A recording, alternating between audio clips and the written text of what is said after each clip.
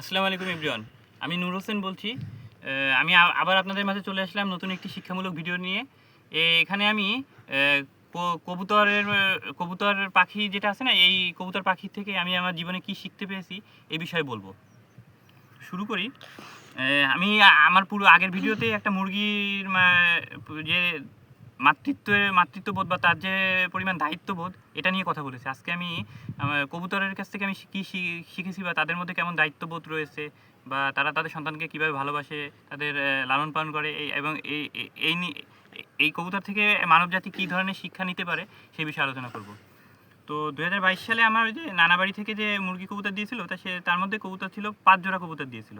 তার মধ্যে দুইটা কবুতর অসুস্থ হয়েছিল, একটা সুস্থ করছিলাম আল্লাহ দিলে, আল্লাহর রহমতে, এবং একটা কবুতর মারা যায়। তারপরে আমি আরও 3 জোড়া কবুতর নিয়ে পালা শুরু করি। ওদের মধ্যে আমি যেটা দেখলাম অনেকগুলো বাচ্চা হয়েছিল। মানে প্রথমবারেই 5 জোড়া কবুতরের সবগুলো বাচ্চাই আল্লাহর রহমতে হয়েছিল। একটা ডিম নষ্ট হয়ে গেছিলো, ভেঙে গেছিলো কোনো কারণে।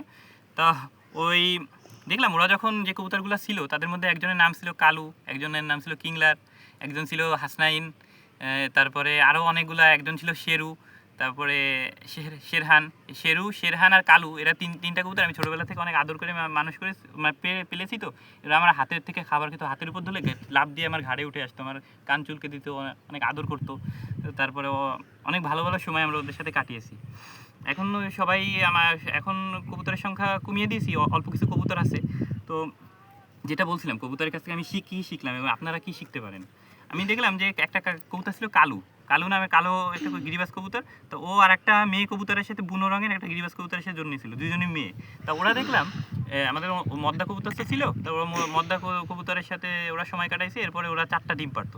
4টা ডিম পেরে 4টা ডিম ওরা সুন্দরভাবে ওম দিয়ে তার মধ্যে প্রায় 3টা 4টা সবসময় ফুটতো, এবং ওরা সেই সবগুলো বাচ্চাকে দুইটা মেয়ে কবুতর ওই বাচ্চা দুটোকে লালন পালন করতো এবং সুন্দর করে বড় করে দিত, আদর করতো, খাওয়াই টাওয়াই দিত। তারপরে আর একটা কবুতর ছিল লাল রঙের। তো ওকে দেখলাম ও নিজের বাচ্চাকে খাবার দিতাম। তো তিন বেলা 4 বেলা এরকম খাবার দেওয়া থাকতো, পানি দেওয়া থাকতো। ও নিজের বাচ্চা, দুইটা বাচ্চা ছিল, ও খাওয়াতো।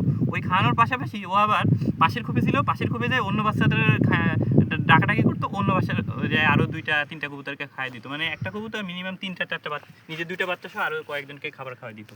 তারপরে আরেকটা কবুতর ছিল, তার কাছে এটা শিখলাম যে হাসনাইন এবং হাসনাইনি, মানে ওকে আমি এইভাবে নামে ডাকি। হাসনাইনি হচ্ছে ওর মেয়ে সঙ্গী, মাদি কবুতরটা, আর পুরুষ কবুতরের নাম হচ্ছে হাসনাইন। তো ওরা খুব সুন্দরভাবে বসবাস করতো, ডিম পারতো, বাচ্চা ওঠাইতো।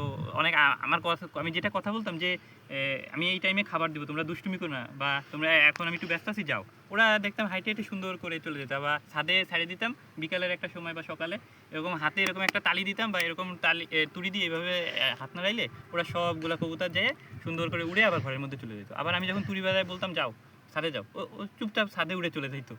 তারপরে এই হাসনাইনির মাঝে একবার মনোমালিন্য হয়েছিল না কি জানো, ওরা দেখলাম হাসনাইনি যে মেয়ে কবুতরটা যে হাসনাইনকে ছেড়ে দিয়ে অন্য একটা কবুতরের সাথে জোড়া নিতে যাচ্ছে। পরে আমি রাগ হয়ে ওই কবুতরকে বিক্রি করে দিই, যে ওরা তো জোড়া একসাথে আছে, তা ওদেরকে আমি কেন আলাদা করবো। তারপরে ওই কবুতরটা বিক্রি করে দেওয়ার পর আবার ওরা জোড়া নিয়েছিল, ওদের মধ্যে হয়তো ভুল বোঝাবুঝি ছিল, সেটা আবার সমাধান করে আবার মিলেমিশে আছে। এখন আল্লাহ রাখছে, ভালো আছে। তারপরে আরেকটা কবুতর দেখলাম, ও ও একটা হাসনাইনি বললাম না, মাদি কবুতর, ওর একটা ভাই ছিল, মানে ওর এক মাসের ছোট। তো ওই কবুতরটা অনেক ডাকাডাকি করতো, মদ্দা কবুতর, আল্লাহর মধ্যে ভালোই দেখতে ছিল, কিন্তু ওর সাথে কোনো মেয়েরা জোর নিত না। তা ওর জন্য খুব খারাপ লাগতো, কিন্তু কোনো মেয়ে, ওর সাথে অনেক মেয়ে কবুতর ছিল সিঙ্গেল, কিন্তু ওর সাথে কেউ জোর নিত না। তো জোড়া দেওয়ার চেষ্টা করছি, নেয় না। তারপরে ওর মনে হয় একটু মনে কষ্ট ছিল। পরে দেখলাম ও কি করে, ও যে ও অন্যান্য সকল বাসার খড়কুটো টেনে ঘর তৈরি করে দিত সবার। তারপরে ওর সাথে খারাপ ব্যবহার করতো, ঠুকাঠুকি করতো, ওই ঠুকায় ঘর থেকে বের করে দিত। ও যে খ্যাট টেনে দিত। তারপরে নিজে খাবার খেয়ে সেই বাচ্চা, তো বাবা হওয়ার মধ্যে মনে হয় ওর একটা স্বপ্ন।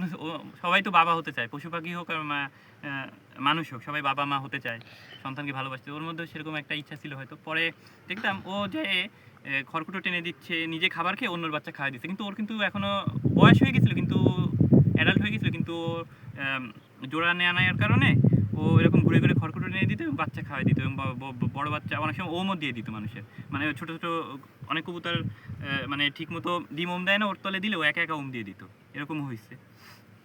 এটাই এগুলাই বলার ছিল। তো এখানে দেখেন না যে কবুতরগুলা কিভাবে তার বাচ্চাকে সুন্দরভাবে লালন পালন করে খাওয়ায়, আবার ডিম পাড়ে। মানে বাচ্চার বয়স ১৫ থেকে ২০ দিন হলে আবার ডিম পাড়ে, ডিমও দিচ্ছে, আবার বাচ্চাকে খাওয়াচ্ছে। আবার কোনো কবুতর একজন নিজের বাচ্চা খাইয়ে অপরকে খাওয়াই দিচ্ছে। কেউ যে দুইটা মেয়ের, ওই যে কালু আর অন্য একটা বুনো কবুতরের কথা বলবো, ওরা মা হয়ে মানে দুজন ওম দিয়ে বাচ্চা ফুটায়, সেগুলো মানুষ করতেছে। তো এরকম আমাদের সমাজে ঘটতেছে না? কত মারা এবং সিঙ্গেল মাদার অনেকে আছে, তারা তাদের সন্তান লালন পালন করতেছে নিঃস্বার্থভাবে। অনেকে দত্তক নিচ্ছে, অনেক ছেলে মেয়েদের লালন পালন করতেছে। তারপরে কিন্তু শিক্ষামূলক ঘটনা এটা যে যে আমরা পশু পাখির মধ্যে যে যতটা মমত্ববোধ বা আছে না, তারা তো সন্তানের প্রতি ভালোবাসা, দায়িত্ববোধ, এই জিনিসটা আমাদের মানুষের মধ্যে থেকে অনেকটা কমে যাচ্ছে। এই জন্যই যে কিছুদিন আগে আমার রবিন ভাইয়ের একটা ঘটনা বললাম না, যেখানে তার বাবা মা ও আত্মীয় স্বজনদের অবহেলার কারণে এবং টাকা সহিত চিকিৎসা না করার কারণে ছেলেটা মারা গেল। আপনারা ওই ভিডিওটা কতটা দেখেছেন জানি না, ওই ভিডিওটা মনোযোগ দিয়ে দেখবেন, তাহলে আরও অনেক কিছু আল্লাহর রহমতে শিখতে পারবেন, না টেনে যদি পুরোটা দেখেন।